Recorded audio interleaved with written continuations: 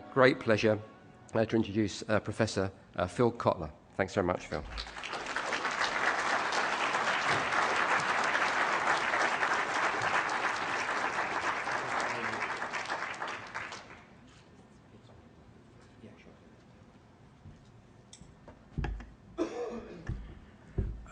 Greetings, everyone. I want to start with two questions. The first is, how old is marketing? And the second is, how old is social marketing? So, how old is marketing? Now, you can go back to Adam and Eve, and you know there's a certain sales situation in Adam and Eve. So, let's say sales and selling is very old. There was no use of the word marketing until the 1900s. The first time we saw that term, by the way, the term market is old. It goes way back to the ancient Greeks, just the marketplace. But it started we started to see textbooks called marketing written by disillusioned economists who thought there was more to influencing demand than changing the price of something. They recognized that advertising is lifting demand and sales force is lifting demand. And so marketing is about 110 years old. So it's a new field. Social marketing, how old is social marketing? Someone said 42. Good. Then I'm not presumptuous in saying that it started with an article that Jerry Zaltman and I wrote in 1971. So we're really celebrating the 42nd birthday today of social marketing. Although I would allow that there were people doing social marketing before that article appeared with respect to problems like population, family planning, and smoking and other things. I think what got Jerry and myself interested in this is we were interested in making the world better through marketing. But in that time, what Jerry and I meant before writing the article is by doing good commercial work. Marketers should feel the dignity of making a contribution because we're creating more goods and services for people to use and enjoy. So let's say it is the purpose of marketing to create a better world. But then Jerry and I began to think about the problem of drugs, the problem of smoking, overeating, obesity, and family planning. And we said, maybe marketing can make a contribution in that way too. So we began to write the article, and the subtitle was A Planned Approach to Social Planning, or something like that. It's an approach to planned change. I better get the word change in a couple of times. And it was not about unplanned social change, it was about planned social change. So social marketing, what it really lacks and still needs, comes out of this expression, creating a better world through marketing. So what's a better world? What are we trying to maximize? At least the economists have the idea that their whole field is about, at least corporate economics, how do you maximize profits? I guess we could talk about maximizing social profits too, but I think what we need is a central word, and I think yesterday there was an excellent talk about different ways to talk about happiness and other things, and maybe it's well-being. The word wellness came up. Maybe we're all in the business of contributing to well-being, and there's a whole history of that concept. There used to be in the 80s a lot of work on what was called social indicators. In other words, we would look at a nation and try to see how its health status, its educational status. By the way, we're getting very upset in the United States to discover that we're not number one in so many important things, like students abroad, especially in Asia and in Finland and some places. they really perform mathematically. We're maybe 15 or 20 in the rankings of our students with things like math and science and so on. And our health system is supposed to be one of the best in the world. We got ourselves to believe that. But it's the most expensive way to get a health system with outcomes that are not better than many other countries in terms of their outcomes. So we're learning. So I want to get into this question of the larger context for social marketing, because we should put some boundaries around anything we do. For example, is the Occupy Wall Street movement that took place, is that social marketing? Or is that a social movement? And we'll try to put a broader context around what is social marketing. Now, the reason for these two books is because they cover two very important areas. One is public health, and the other is protecting the environment. And as projects, we need people to put together for each aspect of the society the best we know. Any one author could have put a great book out on public health, and another author a great book out on environment. So what we decided to do originally was going to be more like finding the best articles that have been written, because that's a typical type of reader. It's a reader book. You just choose the very best things that have been said and put them together.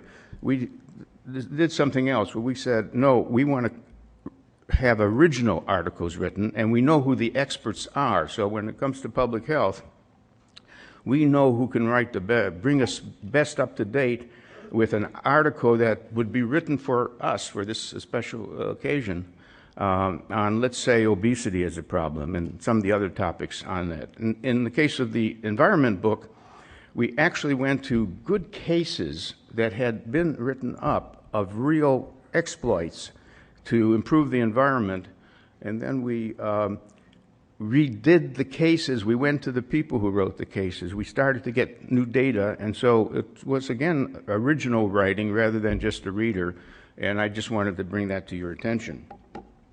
Now, let's go to this question of the context. There's 6 things I want to distinguish, and the rest of my talk is to go into each one and show you how each one differs from, there's only one that is about social marketing. And the first one that we start with is laissez-faire. And laissez-faire is not a marketing kind of thing. It really says let the system run the way it is. Be libertarian in thinking about what's happening. Don't try to influence other people. The system, leave people with liberty to do whatever they want. They want to be heavy and rather than slim, if they want to smoke. So we should start with what is a libertarian position and so on. Actually, I had a conversation with a libertarian recently, and he says, I think all this social marketing, you have no right to do that. It's unethical. You're interfering with my beliefs, my practices. Why don't you just mind your own business? And so on. So there's that quality in laissez-faire too. So let's move on to something that isn't laissez-faire, where it's already beginning to manifest the interest of us as social beings in influencing other people. And I'll say that this is very common. We'll call it social persuasion. It's not yet social marketing. It's usually not heavily communication-oriented.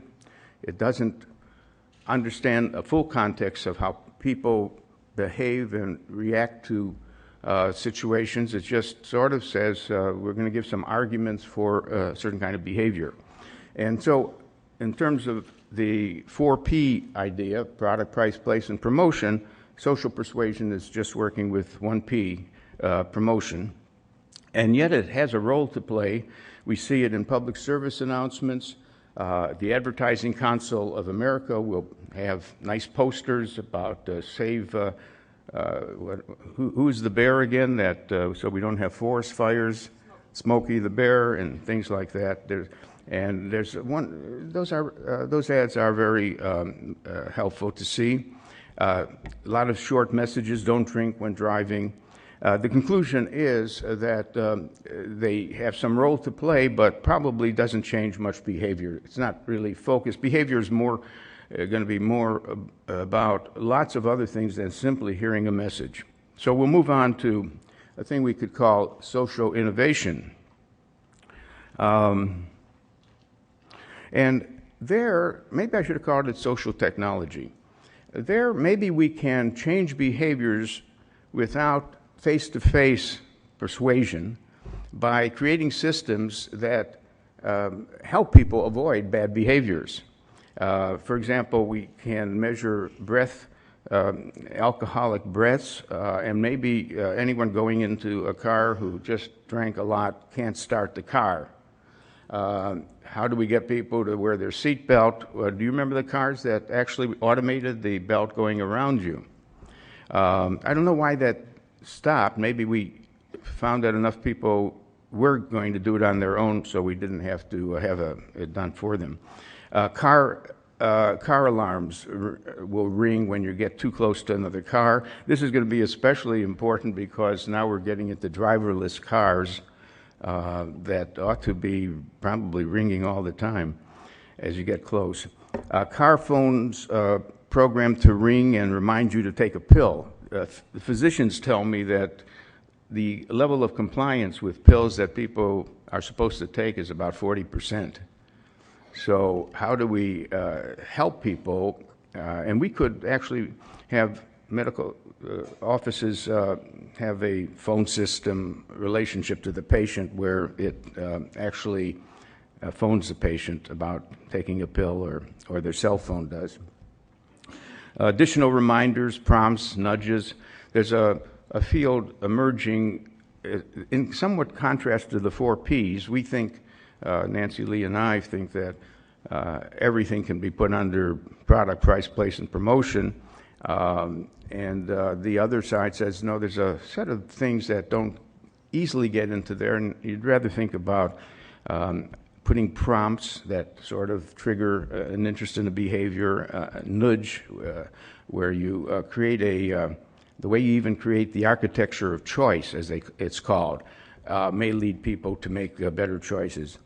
So social innovation is the term I use. We could have called it micro-social engineering, social design, social architecture. But let's move on. So what makes up social marketing? Well, the original message was it's all about trying to influence behavioral change, or maybe behavioral maintenance, maintaining a certain behavior or changing a certain behavior. But the idea was behavior. And to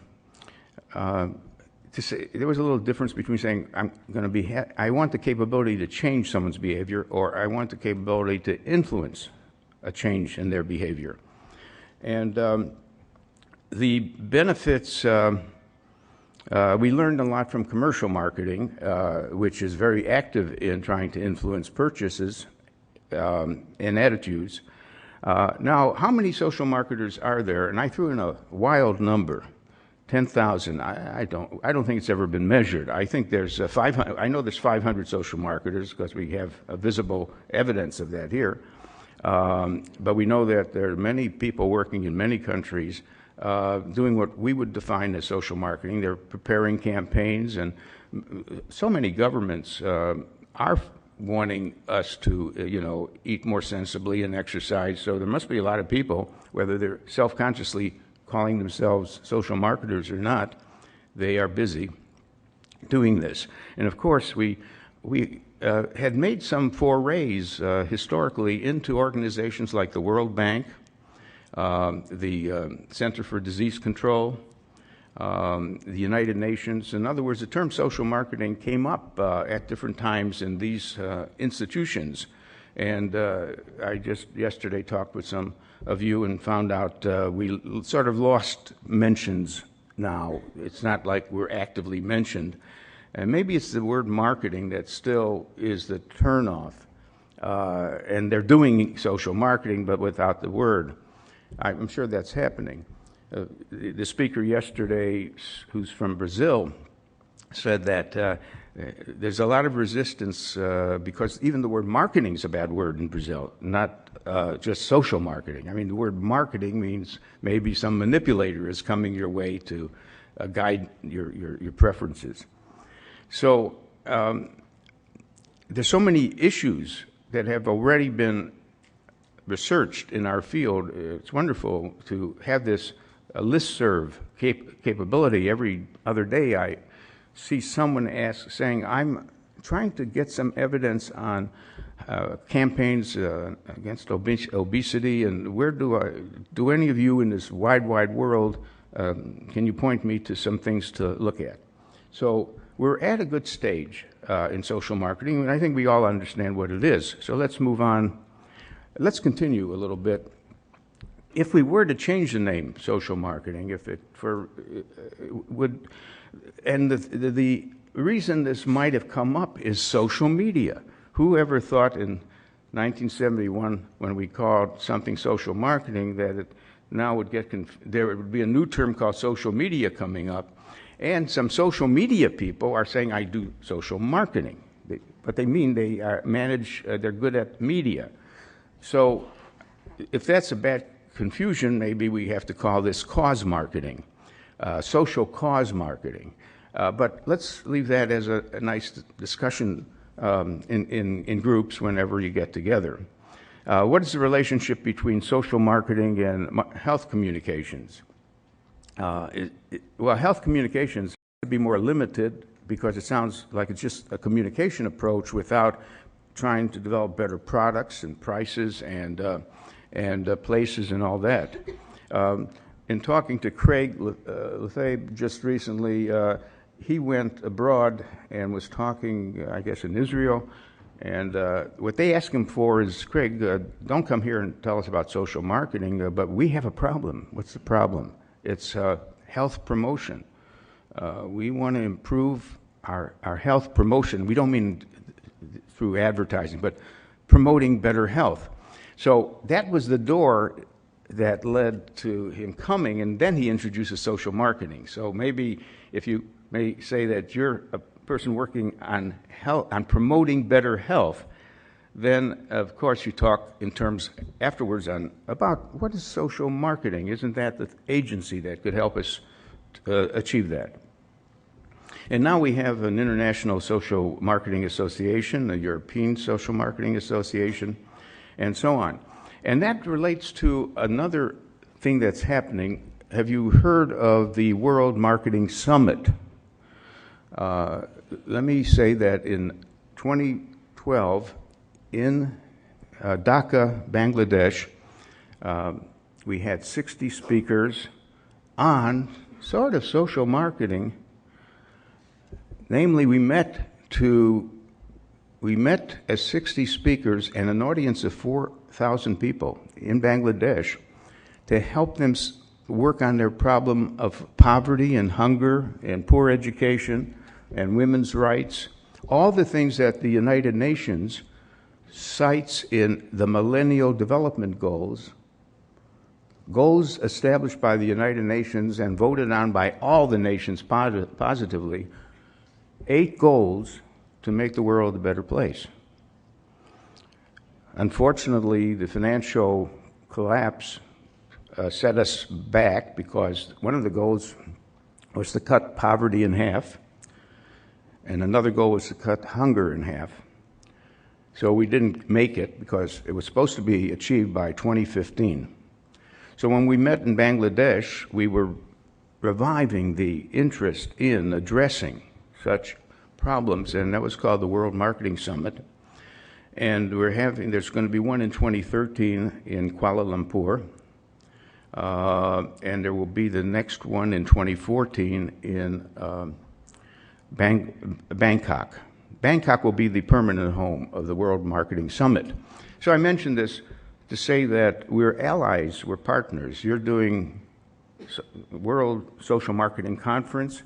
There are some issues you look at that we don't feature, but they're so important. I mean, how do we stop kids from bullying others in play yards? How do we do a lot of very specific issues? We're not into that so much as sticking to how marketing and social marketing can help in big issues like poverty and health, better education, women's rights, and so on.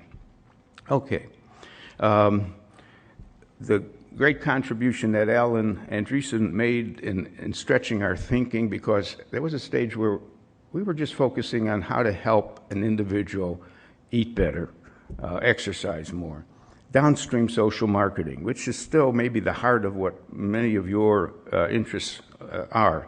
But there's horizontal social marketing or peer-to-peer social marketing. How can we reach our neighbors and so on?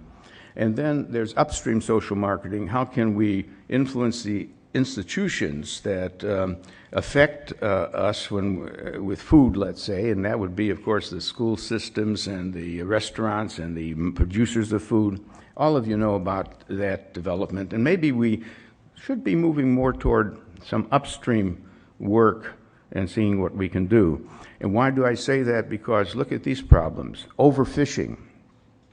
Sometimes you're going to want to order grouper as a fish, and then you find out, well, they've sort of closed grouper down because the supply is getting very limited. So for a few more months, there's no grouper around. Water pollution, forest destruction, and therefore we are saying maybe our audiences are legislators, associations, companies, social activists. And by the way, there's some people who are more active and activistic in their social marketing. Sal Alinsky ought to be reread a dozen times for how he helped organize groups to fight pollution and bad credit systems and so on and so forth. Ralph Nader and Gail Braith. So we have a lot of examples of what you might call upstream social marketing, although I might actually say that they're more into social movements. At least Sal Alinsky would have been. We'll get to that.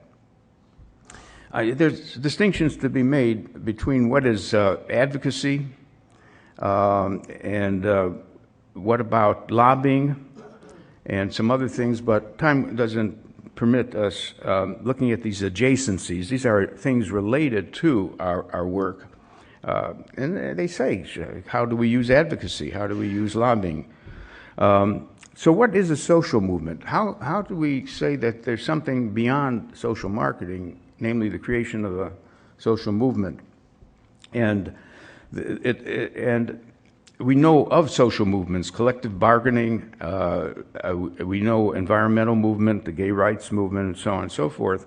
I'm going to illustrate one that I worked on, and I wrote a paper, got it published in the Harvard Business Review, called Consumerism, when you may recollect that there were very angry consumers back in the 70s, and there was a movement.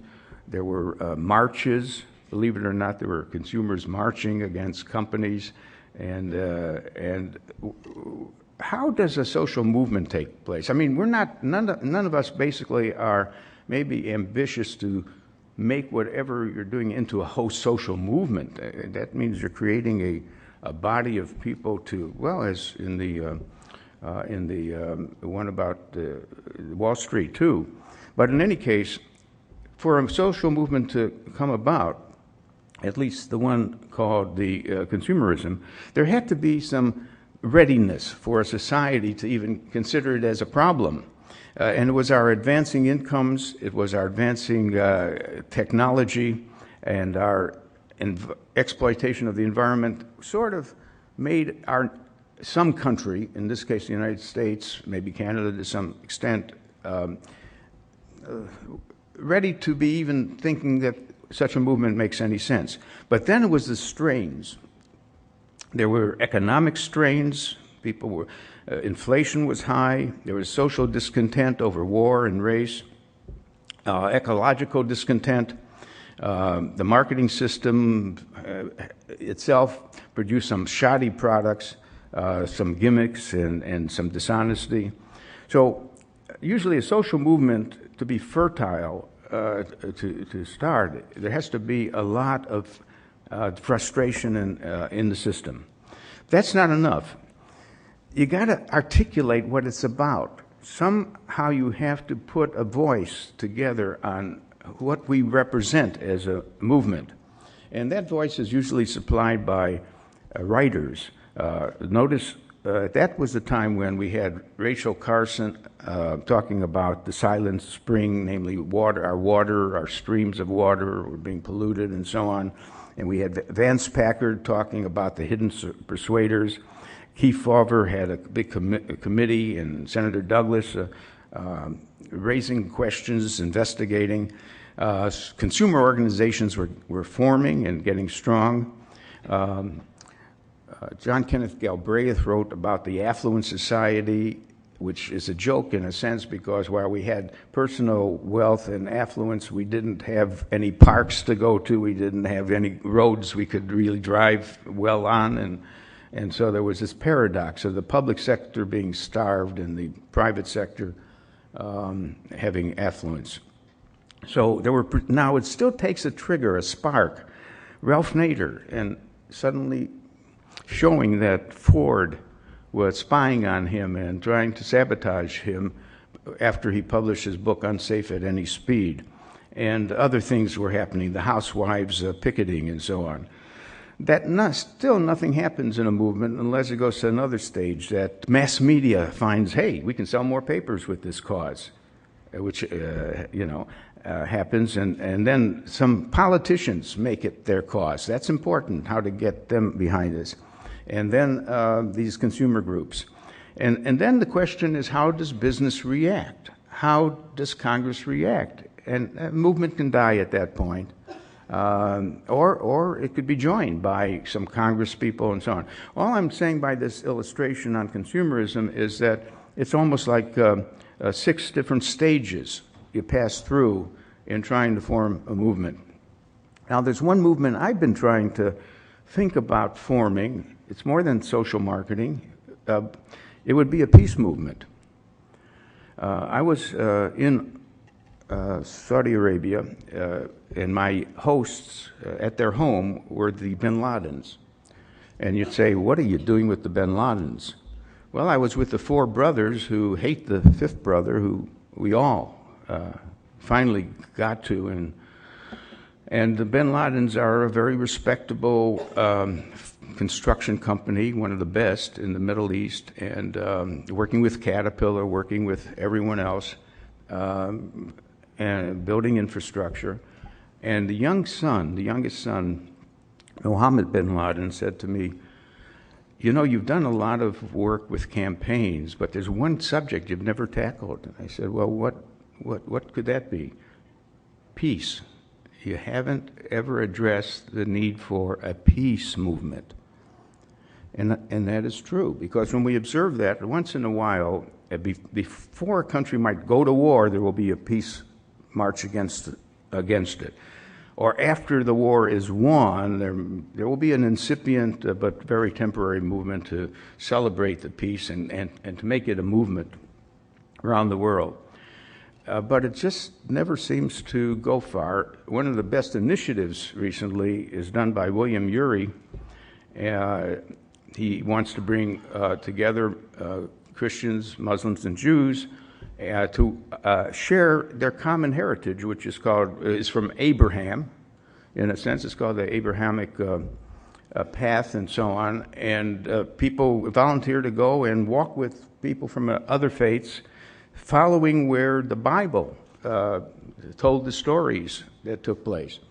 But if any of you, I think if we're going to build a peace movement, we have to do it with conflict resolution skills and community building skills. It's maybe one community at a time, but that would be far beyond what we do in social marketing, though we would have the same wish to make a better world.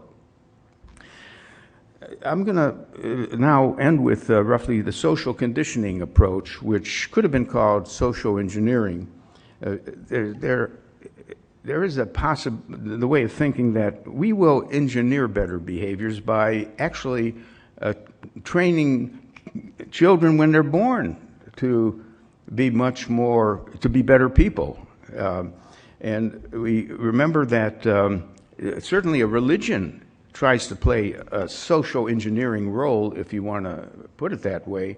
Namely, it gives you the precepts and the rituals and the practices that will make you into a good human being according to those religious precepts.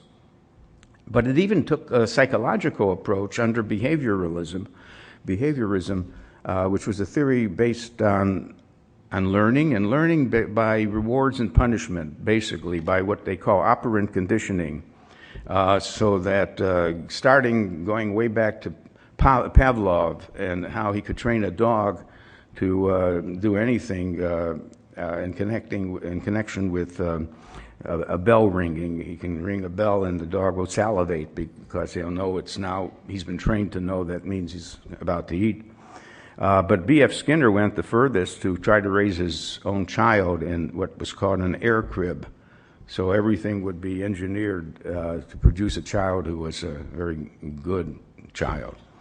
But then it gets to the very bad side when it becomes the National Socialism movement in Germany, or Soviet communism, or Taliban. And so this goes both ways, this what we call social conditioning. So the final question that I'd like to leave you with is this, if I can get back to that. There we go.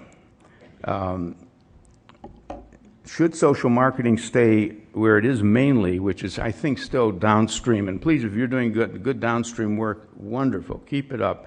Or should we start putting a little more into upstream? And what about inventing technologies that help people behave better without them being coerced or persuaded? And then how about our relationship to social movements?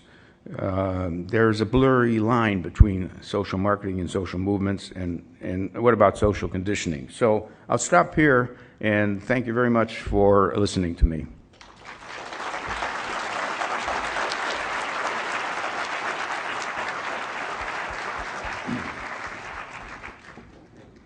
Wonderful, thank you so much.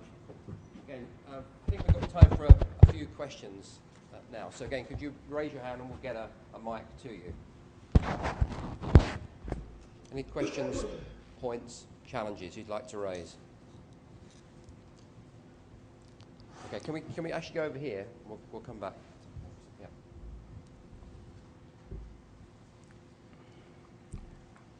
Yes. Hi, my name is Monica Pierce, and I'm at Rare. I think you raised a really interesting point about why there hasn't yet been a social movement for peace. And I'm wondering if the case is because a lot of these environments are in unstable conditions. Do you recommend a safe way to have some sort of social marketing campaign for peace in an area that might have a lot of violence and conflict? In a sense, that's where this peace movement should start, in the midst of a place where there's already such conflict that the only thing that's sensible is to work and negotiate and settle it down and avoid further conflict.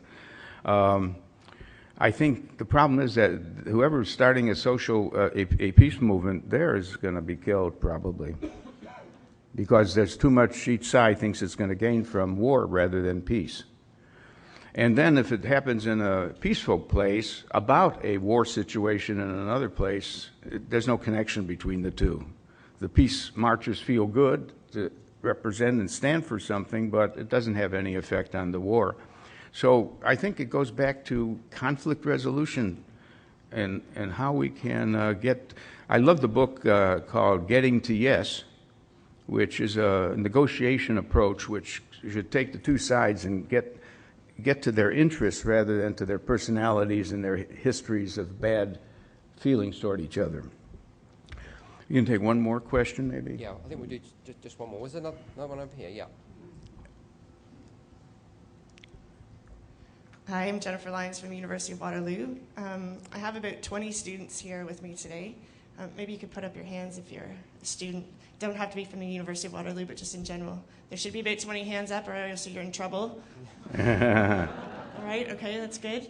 I teach social and green marketing, marketing and sustainability. I was just wondering, I guess my question for you is, and you've talked about a lot of things to read, what Kotler or non-Kotler reading would you recommend for students to either inspire them to get interested in social marketing, or about your last question, like where should social marketing go?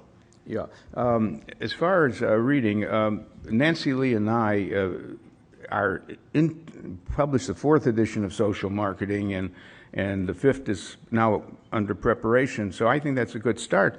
If you want another view, a fantastic book just came out from Craig Lefebvre about his social marketing. He's been working in this field for a long time, and I would recommend that. That's maybe a larger book and much more into a lot of depth about how the field is working. So those are 2 readings, and maybe get them into some aspect like the health or the education aspect too. As far as where we should be, how do we do upstream more?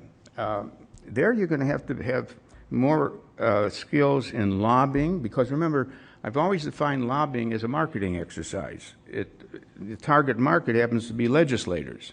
And we know a lot about every single legislator. We know what they eat for breakfast. There's a handbook almost that you can find somewhere in Washington that will tell you that the hot button to get Senator X to be even available, but to be interested in issue Y, is the following. So lobbying skills, and then I think we have to use more PR, public relations, because the media still is conditioning our thinking about what are the what are the issues we're all facing. And even representatives, when they see something hot, they're going to have to take a position on it. So we may force positions by a lot of good PR and lobbying work. But thank you again. We're all for change, good change. Thank you.